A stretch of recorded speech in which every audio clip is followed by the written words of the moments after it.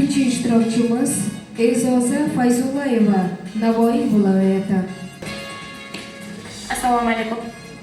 Va alaykum assalom. E'zozaxon, raqam tanlang. 8-raqam. Kundan kun saharga ortar sog'inchim, nahot bo'shliq, shomim yaqinligi bu. Salqin oromida yo'qolar tinchim, demak, bo'shliq men uchun yo'q yolqinligi bu. 1 daqiqa vaqt. Kundan kun saharga ortar sog'inchim, nahot Shomil qanday so'z ma'noda kelyapti? shomil, umr shomil, menimcha umr bo'lsa kerak yoki hayot. Mana kundan kun saharga ortar sog'inchim. 11 bo'g'inmi?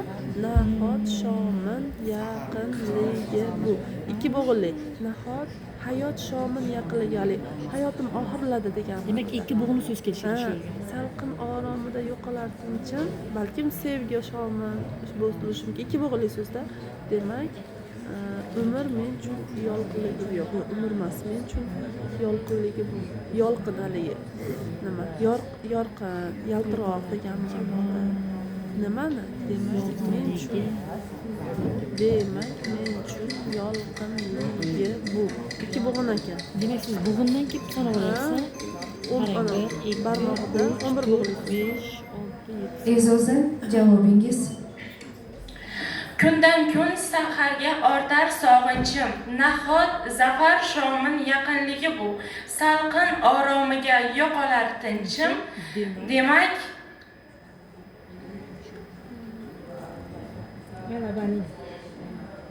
demak zafar men uchun yolqinligi bu. Ikkinchisini topolmadim. Qaysi so'zlar bo'ldi shunda? Birinchisi zafar, ikkinchisi Ikkinchisi ham zafar. Kundan kun saharga ortar sog'inchim, nahot hayot shomil yaqinligi Siz aytdingiz, hayot. salqin oromida yo'qolar tinchim. Demak, shafaq men uchun yolqinligi bu. Shafaq. Chunki umrni shomi bo'ladi-da. Sharhlash uchun 2 daqiqa, marhamat. Ikkita so'z ham noto'g'ri. Davom etamiz.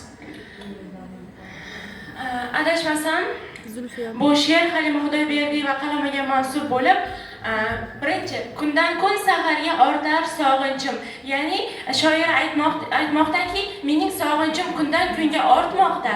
Nahotki bu Hayot. Hayot degan. ikkinchisi hayot shomi. Hayotning shom degani bu kunning botishi degani.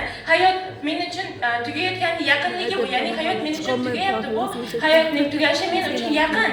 Salqin oromida yo'qolar tinchim. Ya'ni o'sha shom paytida havo salqin bo'lishi va o'sha salqin havoda tinchning yo'qolishi. Demak, shafaq men uchun yolqinligi. Demak, shafaq men uchun yolqin rangga kiryapti. Men uchun qizg'ish rangga kiryapti, lekin bu mening hayotimni tugayotganligiga amin, ya'ni tugayotganligi haqida bir zamin yaratyapti, bir belgi beryapti degan ma'noda kelyapti. Halima Xudoyberdiyeva bu she'ri orqali hayotning qanchalar go'zalligi va hayotni salqin orom, ya'ni shomning botishi, kunning botishiga mengzayapti va o'sha kunning botishi uning hayotini bir ma'noda tugashi haqidagi bu she'r.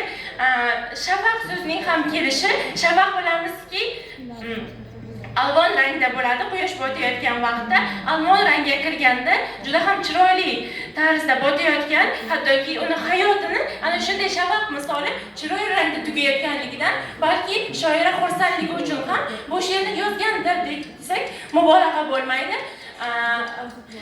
Sog'inch bilan birgalikda bu she'rda hayotning mazmuni, hayotning o'sha shafaqqa misol tenglashtirgani yozilgan desam mubolag'a bo'lmaydi.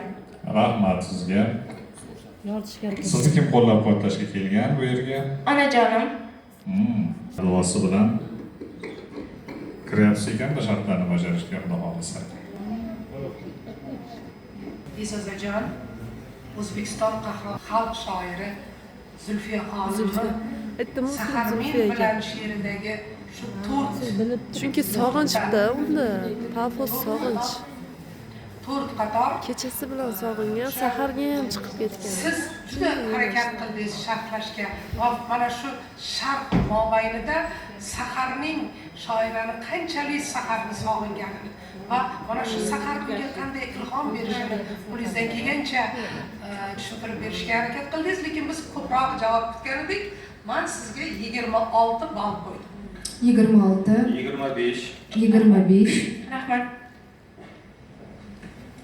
25, 25. Demak, sizda umumiy ball 25 o'ndan 3.